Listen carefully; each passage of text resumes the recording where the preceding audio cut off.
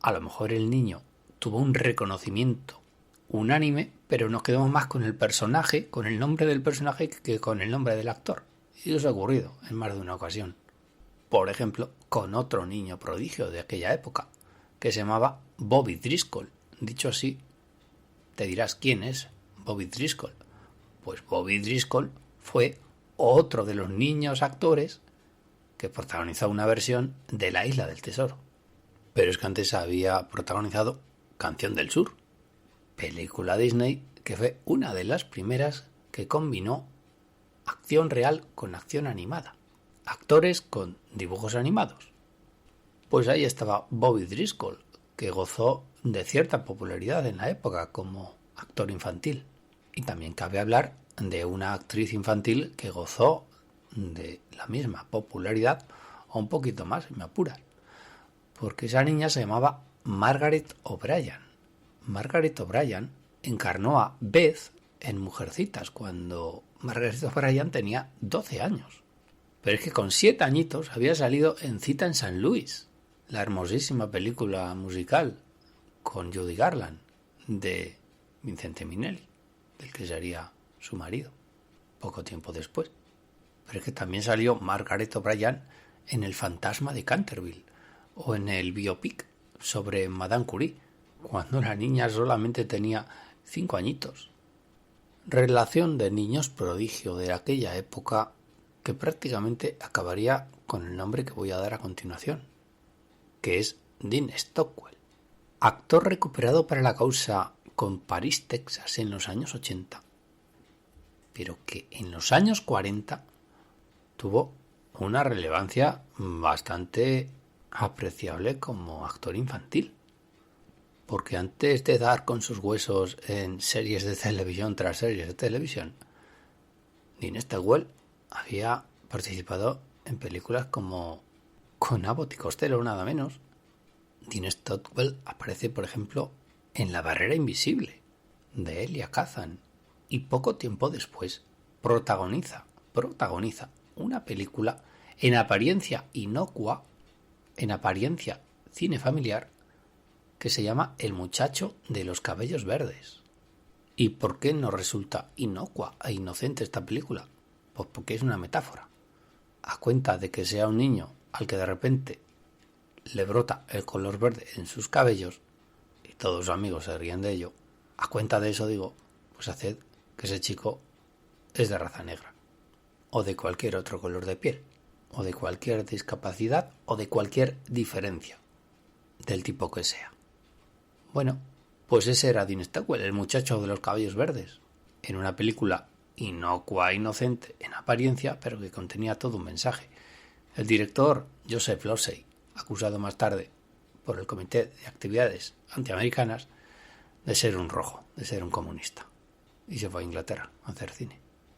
Hasta tal punto de que yo siempre consideré que Joseph Losey era inglés. No, Joseph Losey es norteamericano. Pues quizá El muchacho de los cabellos verdes fue una de las primeras películas realizadas en Hollywood en las cuales un niño servía para denunciar cuestiones que atañían a toda la sociedad. Y yo creo que con Dean Stockwell acabó una época, la época dorada de los niños prodigio, de la época dorada de Hollywood. Porque a partir de ahí cuesta encontrar algún actor infantil que pueda ser considerado como niño prodigio. Es decir, van a seguir existiendo muchísimos actores infantiles. Eso no ha dejado de haber nunca. Pero el término niño prodigio yo creo que quedó un poquito desfasado. Como que la época de los niños prodigio había concluido. Y que los Jackie Coogan, Jackie Cooper, Freddie Bartholomew, Shirley Temple y demás eran cosa del pasado.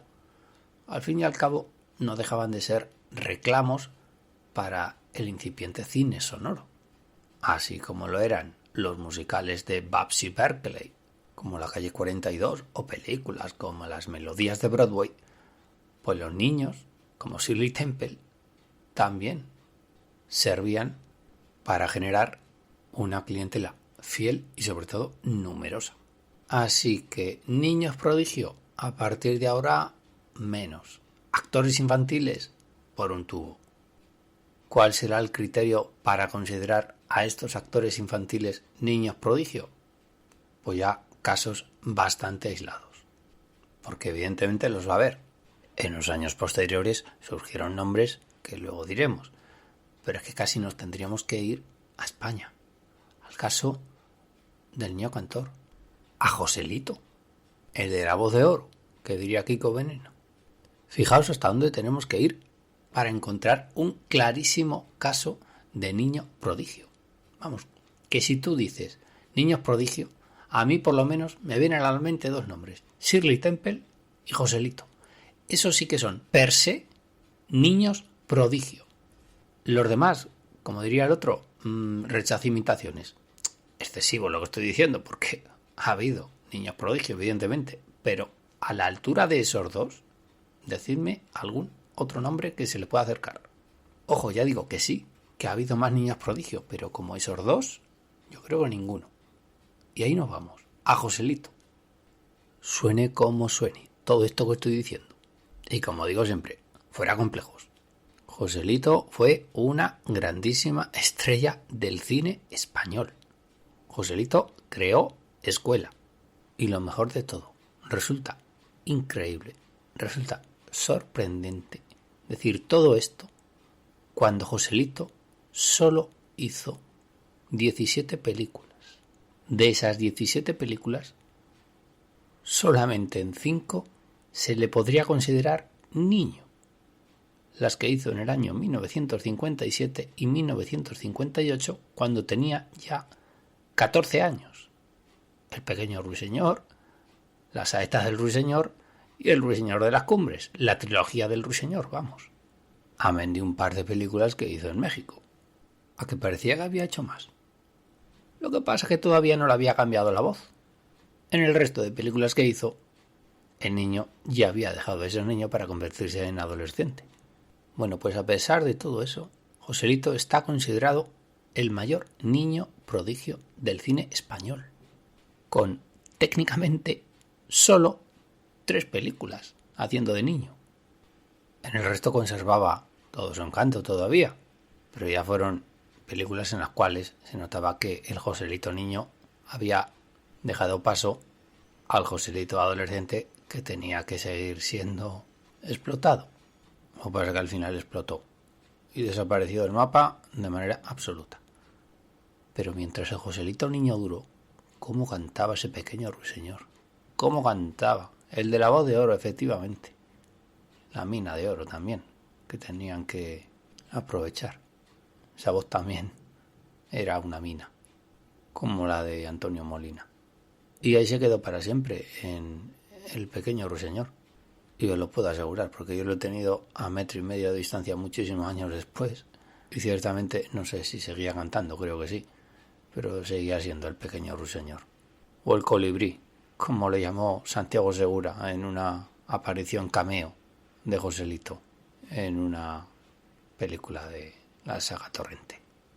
Hombre, puestos a reivindicar viejas glorias como hace Santiago Segura en sus películas, pues no podía faltar que saliera Joselito en una de ellas. Pero ahí seguirá para siempre Joselito como el mayor niño prodigio de la historia del cine español. ¿Escuchas? Lloviendo Cine.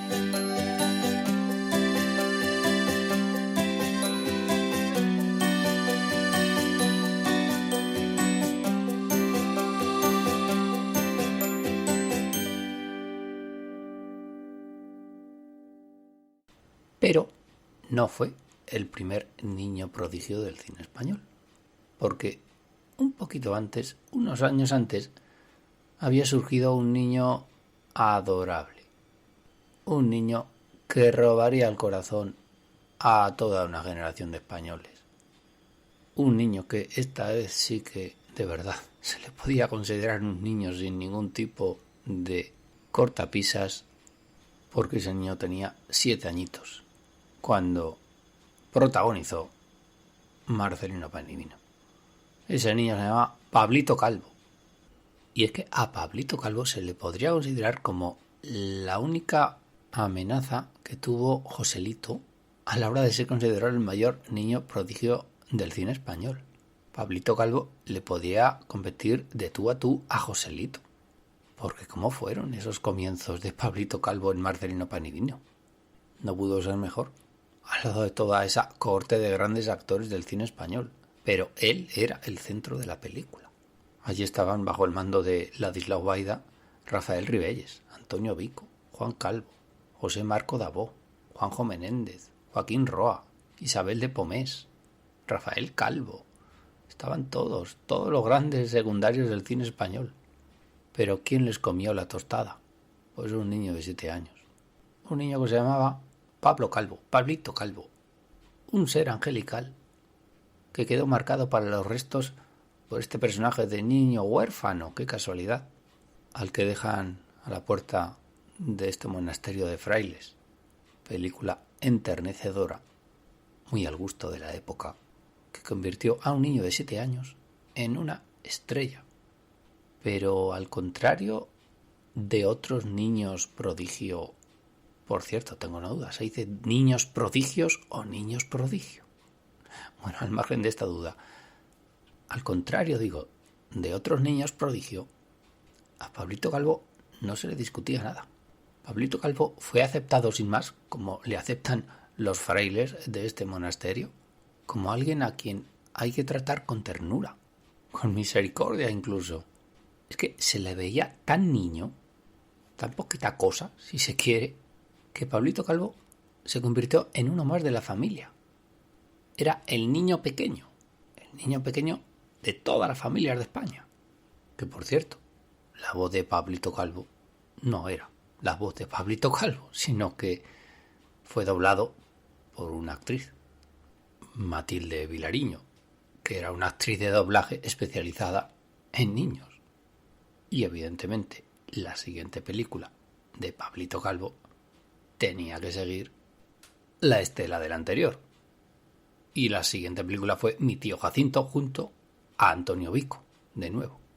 También dirigido por Ladislao Baida, que se convirtió en un especialista en películas con Pablito Calvo o con actores infantiles. Porque a su vez también dirigió a Pablito Calvo en Un ángel pasó por Brooklyn, nada menos que con Peter Ustinov. Y también dirigió El cebo, esta vez sin Pablito Calvo, pero también con protagonista infantil. Hasta se fue a Italia el bueno de Pablito Calvo a rodar una película nada menos que con Totò, la mayor estrella de la comedia italiana de la época. Pero la carrera de Pablito Calvo ahí sí que duró bien poquito, porque aquí sí que le cambió la voz y no hizo ninguna película más. 8 películas duró Pablito Calvo para el cine, antes de desaparecer de la faz de la tierra. Y nada más se supo hasta que en algún cine de barrio, supongo, lo rescatarían para entrevistarlo y contar sus andanzas desde que dejara la escena pública. Y hasta ahí llegó el mito de Pablito Calvo, asociado para siempre como ese niño descalzo de Marcelino Pan y Vino, pero que pudo ser considerado con todas las de la ley niño prodigio del cine español. Y de pronto llegó la luz. Llegó un rayo de luz, de hecho, en forma de niña prodigio del cine español, que se llamó Marisol, Pepa Flores. La gran Pepa Flores, el mito Marisol, el mito Pepa Flores, leyenda viviente, que durante la época de niña prodigio del cine español fue una fulgurante presencia, un torbellino. ¿Cómo olvidar a Marisol cantando que la vida es una tómbola? Esa sonrisa absolutamente luminosa. Esa niña que se llamaba siempre Marisol en sus películas. ¿Para qué se va a llamar de otra manera? Pensarían los productores y los directores. Como buen rayo de luz o como buen rayo de sol. Pues un imán era Marisol. Un imán para la alegría, para la felicidad, para las ganas de vivir. Y eso era lo que transmitían sus películas. Con el tiempo nos enteramos de que no todo era vida, color y alegría detrás de las películas de Marisol. Detrás del rayo de luz, detrás del ángel